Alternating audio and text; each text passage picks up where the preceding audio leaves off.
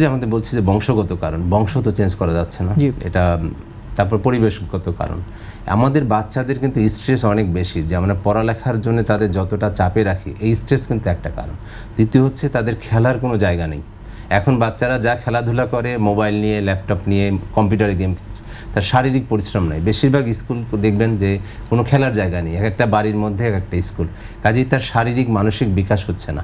তারপরে খাদ্যাভ্যাস, এখনকার বাচ্চাদের যে খাদ্যাভ্যাস, এই যে ফাস্ট ফুড বলেন, এই যে মিষ্টি জাতীয় খাবার বলেন, চর্বি জাতীয় খাবার বলেন, এটা কিন্তু আগে এত মানুষ খেত না। কাজেই এই যে খাদ্যাভ্যাসের জন্যে কিন্তু তার ওবেসিটি হচ্ছে, বাচ্চাগুলো মোটা হয়ে যাচ্ছে, সেখান থেকে হচ্ছে, স্ট্রেসে হচ্ছে।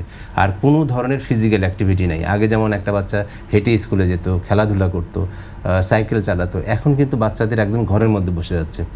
কাজে এই কারণগুলোর জন্যে, এবং নেশা কিন্তু ভয়াবহ আকারে ঢুকে গেছে বাচ্চাদের মধ্যে, যে কিছু কিছু ওষুধ কিন্তু সরাসরি আপনার উচ্চ রক্তচাপের জন্য কারণ, এবং হতাশা, মানে মানসিক কারণেও কিন্তু উচ্চ রক্তচাপ হচ্ছে। কারণ আমরা বাচ্চাদেরকে একটা প্রতিযোগিতার মধ্যে ফেলে দিছি। যেমন গার্জিয়ানদের তার স্বপ্নটা বাচ্চার মধ্যে দেখতে চায়, যে তাকে এটা হতেই হবে, তার হয়তো সেটা ইচ্ছা নেই।